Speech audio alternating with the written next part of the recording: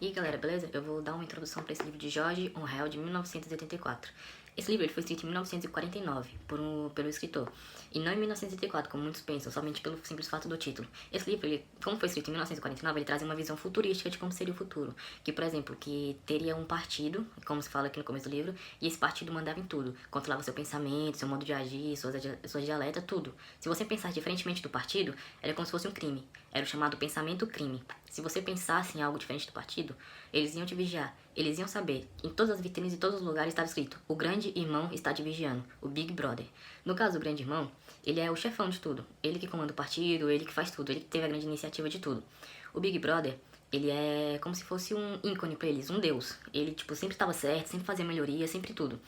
Isso, exatamente isso, você pode estar pensando. Big Brother. Foi assim que surgiu o reality show chamado Big Brother, que controla a pessoa, vigia a pessoa e faz como se ela estivesse sendo controlada. Big Brother, ele, instalava teletelas. As chamadas teletelas ficavam, dentro da casa, nas ruas, em todos os lugares. Como se fosse, por exemplo, a minha TV. Ela como se fosse uma teletela e ficasse me vigiando. Qualquer expressão no meu rosto, qualquer sinônimo, qualquer coisa assim, eles iam perceber e, consequentemente, com isso ia chamar a polícia do pensamento, que vinha pra poder prender caso você estivesse pensando em algo diferente ou alguma coisa do tipo. A polícia do pensamento iria fazer isso. O protagonista desse livro é o Wilson. O Wilson, ele é um cara simples que trabalha no Ministério da Verdade. O Ministério da Verdade tem a seguinte função: todo e qualquer livro, toda e qualquer notícia é passada pra lá, e com isso eles descrevem essa notícia. Ontem foi lançado no jornal que teve uma baixa de 30 gramas para 20 gramas de ração diárias. Aí eles vão lá e descrevem a notícia no dia seguinte. Por exemplo, se ontem falou que teve uma queda, pro grande irmão não ficar como sendo um cara mal, no dia seguinte falam: teve aumento de tanto pra tanto. Meio que eles mentem, e qualquer restígio do passado é apagado. E qualquer pessoa que falar: tal coisa aconteceu, foda-se. Você não pode falar nada do tipo. Nada que tenha a ver com o passado, nada do tipo você pode comentar. Ou falar, você tem que ter o pensamento de acordo com o partido. O partido manda em tudo, o partido tá acima de tudo. E também tem um grande lema do partido, que é o seguinte: o lema do partido é: guerra é paz, liberdade é escravidão, ignorância é força. Esse é o lema do partido. E esse partido, para poder controlar a sociedade, ele é dividido em vários ministérios. Que tem o Ministério do Amor, a qual cabia manter a lei e a ordem, o Ministério da Pujança, responsável pelas questões econômicas, e seus nomes, em nova fala é a chamada língua deles, é um novo jeito de falar. Por exemplo, existe o bom que pra gente, bom, e ao contrário dele existe o mal, que é o seu antônimo. Eles cortavam os antônimos, por exemplo, em vez de ser bom, era menos bom, que significava mal. Não sei se deu pra entender, mas é mais ou menos isso. Que em nova fala, os nomes desses ministérios se chamava Miniver, Mini Paz, e Minamor e Mini Puja. Era mais ou menos isso. Esse livro ele passa num contexto assim meio que bagunçado. E pra muita gente falam que o grande irmão, no caso Big Brother, ele era considerado meio que um Hitler pra muitos, porque ele tem toda aquela governança, o poder tá acima de tudo, o poder do partido, só queria existir aquele tipo de pessoa e tudo mais. Então, e esse livro, o final dele, conta que o Wilson tava caminhando por uma rua porque ele não aceitava aquilo que o partido tava colocando por cima dele. Ele não aceitava aquilo, ele sabia que aquilo tava errado. Ele sabia que aquilo ali era injusto. Aí ele foi pelo lado dos proletas, porque a sociedade ela era dividida em três classes. Tinha os comandantes, as pessoas do partido, tinha a classe do Wilson, que eram os trabalhadores, os que serviam aos ministérios, tudo mais, que serviam o Ministério do Amor, o Ministério da Pujança, entre essas coisas. E por último, tinham os proletas. Os proletas, no caso, eles eram aquelas pessoas bem pobres, que ninguém ligava, no caso do livro, que, estavam nem aí pra eles. Então eles poderiam fazer qualquer coisa que eles quisessem. Eles podiam pensar, eles podiam agir. Até mesmo as teletelas era mais difícil pra eles poderem conseguir. Então eles não eram vigiados. Ninguém ligava pra eles. Aí até que um dia o Wilson decidiu ir aonde eles ficavam. E comprou como se diz, um livro pra ele poder escrever todas essas coisas. Um dicionário. Um mini dicionário pra ele poder escrever todas as coisas que estavam acontecendo com ele. Aí até que ele decidiu: não, isso não tá certo, isso tá errado, a gente tem que fazer alguma coisa. Aí ele foi poder vasculhar as coisas e, consequentemente, com muito medo de o partido poder pegar ele. Mas ele continuou procurando. Aí o finalzinho dessa introdução aqui, dessa parte, é que ele tava dentro de uma loja onde ele tinha comprado seu próprio dicionário pra ele poder escrever. Aí ele entrou lá, encontrou coisas antigas, ficou fascinado por essas coisas antigas, até que comprou algo. Só que pensar que não, ele tava tão fascinado com aquilo, tão empolgado com aquilo sobre entender as coisas antigas, que ele esqueceu de vigiar na rua. E a rua tinha uma pessoa meio que vigiando ele, de acordo com a primeira parte. Aí na hora que ele sai dessa loja, onde ficavam os proletas, ele dá de cara com a mulher. E ele fica, será se essa mulher tá me vigiando? Será se amanhã eu vou morrer? Porque as pessoas que pensassem contra o partido, ou fizessem algo contra o partido, simplesmente evaporavam, simplesmente morriam. E nunca mais se ouvia falar desse tipo de pessoa. E a introdução é basicamente isso. Essa é a primeira parte, que conta mais sobre a história dele, sobre o Wilson, e termina bem assim, sem ele saber se ele vai continuar vivo ou não, se essa pessoa tava vigiando ele ou não, ou se simplesmente essa pessoa, essa mulher, tava só controlando eles, porque na maioria da parte, as mulheres que são as grandes vigias, elas que controlam mesmo pra poder ficar vigiando e tudo mais, as pessoas. E é isso, a introdução. Bom, gente, eu vou falar um pouco sobre a segunda parte do livro, 1984, que é quando Wilson e a Júlia se aproximam. Apesar de Wilson achar que Júlia é um membro do partido, da Polícia das Ideias, ele acaba mudando de ideia, pois a Júlia acaba simulando uma queda próxima do Wilson, e nessa queda ela consegue por alguns segundos entregar um bilhete para o Wilson. O Wilson consegue, depois de uns 5 minutos, consegue ler o bilhete, e o bilhete estava escrito "Eu te amo". Então ele começa a pensar o que ele poderia fazer para conseguir conversar o melhor com a Júlia, marcar um encontro. Mas por motivos da teletelas, da Polícia das Ideias estarem sempre em cima dele, ele começa a ficar desesperado, sem saber o que fazer. Aí ele percebe que o único jeito é ele conversar com ela na cantina. Ele tenta por algumas vezes e acaba não conseguindo. Até que uma semana depois da entrega do bilhete, ele consegue conversar com ela alguns segundos. E é onde a Júlia marca um encontro com ele na Praça Victória. Pois na praça passa um comboio de prisioneiro e gera muita multidão. E ali seria o momento certo onde eles conseguiriam conversar. E foi o que aconteceu. Eles conversaram e marcaram um encontro. O encontro aconteceu no próximo dia, às 3 da tarde, num lugar muito afastado, e era um bosque. Então ali não havia microfones, não havia teletelas, e eles tiveram algumas horas da tarde livre e puderam conversar. E foi ali que eles começaram a se apaixonar. Depois do bosque, eles tiveram muita dificuldade para se encontrar, pois eles estavam com medo. Então eles se encontraram algumas vezes na rua, mas eles viram que estava ficando muito difícil, que eles precisavam de um lugar. Então o Wilson pensou e ele alugou um cômodozinho em cima da loja do Sr. Charrington. Então ali eles começaram a ter uma vida de casal. A Júlia se vestia colocava vestido, se maquiava, e ela levava café do partido, levava pão, tudo coisas do núcleo do partido que para eles eram proibido, que eles não tinham chance deles conseguir aquilo, ela conseguia levar para eles. Então ali eles tinham o sonho deles, que eles tinham uma vida que eles desejariam ter. Bom, vou falar aonde o Winston trabalhava e mostrar a imagem ilustrativa. Onde ele trabalhava era um departamento de registro. Lá era sem janelas e a ventilação era pelo aparelho de ar-condicionado. E lá mantinha a temperatura habitual. Eles faziam os preparatórios para a Semana do Ódio. Eles reuniam todos os funcionários do Ministério para trabalhar além do horário, com desfiles, com reuniões, com paradas militares. Eles se reuniam para fazer reuniões dos preparativos da Semana do Ódio. E eles faziam o pôster do Grande Irmão para colar em todas as partes da cidade. Eu tenho aqui uma imagem ilustrativa de Winston e Júlia. Eles se conheceram e começaram a ter um romance, mas ele sabia que esse romance não podia rolar, não podia durar. O Winston sabia que esse romance deles não duraria muito tempo, porque como a cidade é cheia de teletelas, que qualquer hora você pode estar sendo filmado, gravado, e poderia cair nas mãos dos policiais do pensamento. O Winston teve a ideia de arrumar um quartinho para os dois ficarem juntos. Eles arrumaram um quartinho num aposento de uma loja de um senhor, que ficava no 2º andar. Lá, eles viviam seu romance, eles faziam aquele quarto como fosse um santuário deles, um santuário de romance. Ele sabia que qualquer hora o policial do pensamento podia pegar eles. Que é a parte que o Wilson decide tomar coragem para falar com o Brian. Aqui ele entra no escritório dele e Brian liga o interruptor, na verdade desliga. O Wilson pergunta para ele se eles têm o poder de desligar a teletela. Porém, ele fala que sim, mas na verdade ele só desliga o som. Ou seja, a teletela não consegue falar com eles, mas está ouvindo tudo e vendo tudo que está acontecendo. Só que o Wilson e Julia não sabem que eles podem ouvir e eles só não podem falar com eles. O Brian faz algumas perguntas para eles, qual era a intenção deles lá, o que eles queriam. E ele fala que eles acreditavam que tinha uma conspiração contra o partido. e que Brian fazia parte dessa conspiração. Pergunta se eles estavam tendo algum esconderijo. E o Winston disse que num sobrado, que não havia teletelas lá e nem nada do tipo. Então, ele fala que, na verdade, ele pergunta se eles estavam dispostos a se separarem. E o Wilson demora a responder e Julian responde que não. Então ele agradece a sinceridade deles, que fala que ele precisa de saber de tudo o que está acontecendo. Então ele fala que vai dar um jeito de entregar um livro para ele, que lá estava escrito como era a sociedade, como eles iriam fazer para derrubar a sociedade que estão vivendo.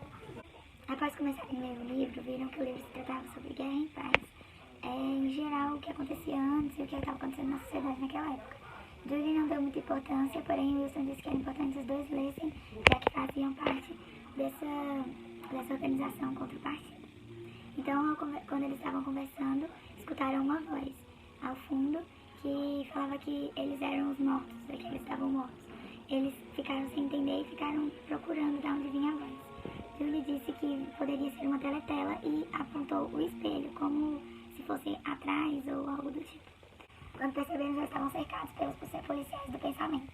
A teletela havia falando todas as informações do que eles deveriam fazer naquele momento. Para eles ficarem no meio do quarto e quando eles estavam se tocando, se tocar e tal, se colocar a mão na cabeça. E nisso entraram os policiais e depois de estarem cercados e tudo, o Dr. Charles entra, que era o que alugava para eles ficarem lá, fala que lá não era tão calmo quanto eles imaginavam e fala para os policiais levarem eles. Então ele diz que nada se esconde da polícia do pensamento. Bom, depois que a Julia e o Winston foram presos pela polícia do pensamento, eles separaram eles, né? E colocaram o Winston numa cela sem janelas e com poucos prisioneiros. E assim, enquanto o Winston estava preso, direto ele era chamado para ser interrogado. E é interessante que nesses interrogatórios, né, faziam perguntas para ele meio que para adestrar o Winston, para fazer ele do jeito que o partido quer, né? E no caso, o partido fez algumas perguntas interessantes para ele, como por exemplo, a Oceania sempre esteve em guerra com a Lestásia. E aí o Winston foi e falou que não, porque para o Winston a Oceania estava em guerra com a Eurásia. Só que assim, eles queriam fazer a pessoa entender que não era com a Eurásia que eles estavam em guerra, e sim com a Lestásia, porque a guerra com a Eurásia havia acabado e eles precisavam estar sempre em guerra com alguém para controlar a população, justamente para manipular a sociedade de todas as formas possíveis. E aí eles alteravam até a história e queriam que as pessoas realmente acreditassem que sempre tiveram em guerra com a Lestásia e não com a Eurásia, né? E aí, toda vez que o Winston respondia alguma coisa errada, aí eles aumentavam a dosagem do choque, né? Ele estava sendo torturado com choque, no caso. E aí, o O'Brien, que era o oficial que estava interrogando o Winston, cada vez que ele respondia algo errado, ele falava assim, 10%. Aí depois, se errasse de novo, ele falava 20%. Aí, ou seja, ia torturando mesmo ele. Uma outra pergunta interessante que fizeram para ele foi, assim, ele perguntou quantos dedos tem aqui. E aí o Winston foi e respondeu 4. E aí o O'Brien foi e falou, e se o partido quiser que você responda 5? O que você vai responder? Aí o Winston, teimoso, né, foi e respondeu 4 de novo. Aí ele foi e mandou aumentar a dose, 30% de choque nele. Que é o regulador lá da voltagem do choque, né? E aí tá, o Winston era bem teimoso e ele sofreu muito, torturaram muito o Winston e tal, mas até que chegou um momento que ele não aguentava mais de dor e ele falou, não, tudo bem, eu falo o que vocês quiserem, a gente tá em guerra com a Lestásia mesmo, aí tem 5 dedos, mas pelo amor de Deus, parem de me torturar. Aí, beleza, concordaram e aí mandaram o Winston de volta, mas ainda não estavam 100% satisfeitos. E aí chegou um determinado dia que o Winston foi enviado para a sala 101. Eles queriam realmente dominar o Winston 100%. E nessa sala 101, tinha o maior temor do Winston, que no caso, ele tinha muito medo de rato. E aí encheram o local lá de rato. E a única coisa que o Winston ainda não havia feito foi ter traído a Julia, né? E aí perguntaram para ele se ele seria capaz de trair a Julia antes de levar ele para o quarto 101. Ele disse que nunca. Mas aí chegando lá no quarto 101, abriram a porta, tava aquele tanto de rato lá, né? E aí perguntaram para ele, olha, se você aceitar trair a Júlia, você não vai precisar entrar nesse quarto cheio de rato. E aí ele foi desesperadamente e falou, não, tudo bem, eu traio a Júlia, mas pelo amor de Deus, não me coloquem junto com esses ratos. Coloque a Júlia, mas não me coloque. Aí, ou seja, ele acabou traindo a Júlia, era a única coisa que faltava para ele fazer, né? Porque ele já tinha respondido tudo que o partido queria, né? E aí, no caso, o final do livro, depois disso, mostra ele se encontrando com a Júlia também passou pelo mesmo processo que ele, e aí eles falaram que ambos traíram o outro, mas eles estavam tão abalados psicologicamente, fizeram uma lavagem cerebral neles tão grande que eles perderam o amor um pelo outro. Quando se encontraram e cada um viu o outro naquela situação deplorável, porque eles estavam cheios de marcas de tortura, perderam muitos quilos, ficaram muito abatidos, aí eles só tiveram essa conversa básica, falando que um traiu o outro e tal, aí cada um foi pro seu lado, e aí o Winston realmente estava com um comportamento muito diferente de antes, né? Ele realmente haviam feito uma lavagem cerebral nele, e ele já estava gostando do partido, né? Ele estava gostando do governo, e aí o livro termina ele falando que adora o partido, e que ama o Big Brother, e aí ele termina o livro, assim, realmente exaltando o partido, né?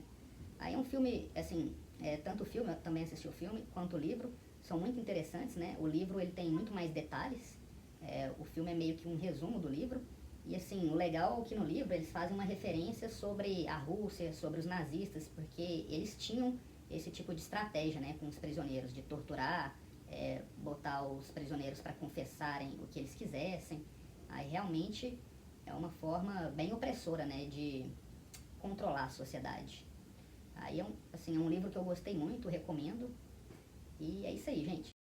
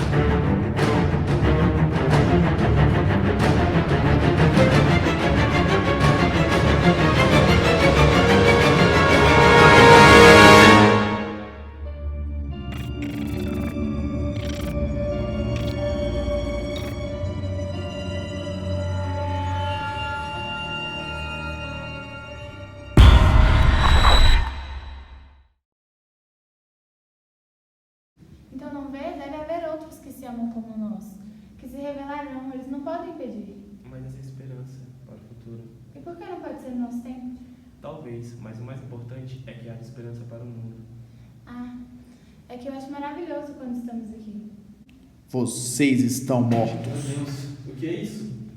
Não pode. O que é isso? Vocês estão mortos. Algum fome! Deve ser uma teletela. Fiquem no meio do quarto.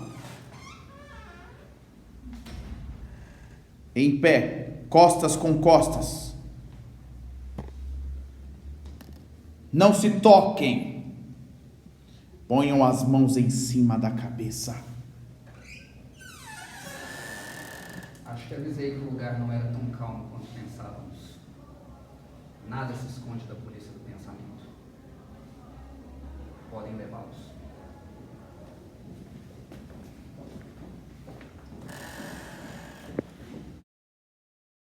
Eu não queria mostrar essa coisa. Ah, você não vê? Não, beleza. Aí Estou você fazendo pega making e meio off que- aqui já.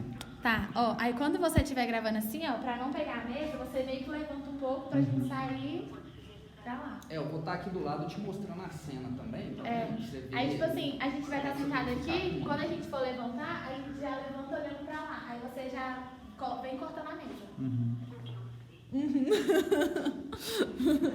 Cadê o Filipão?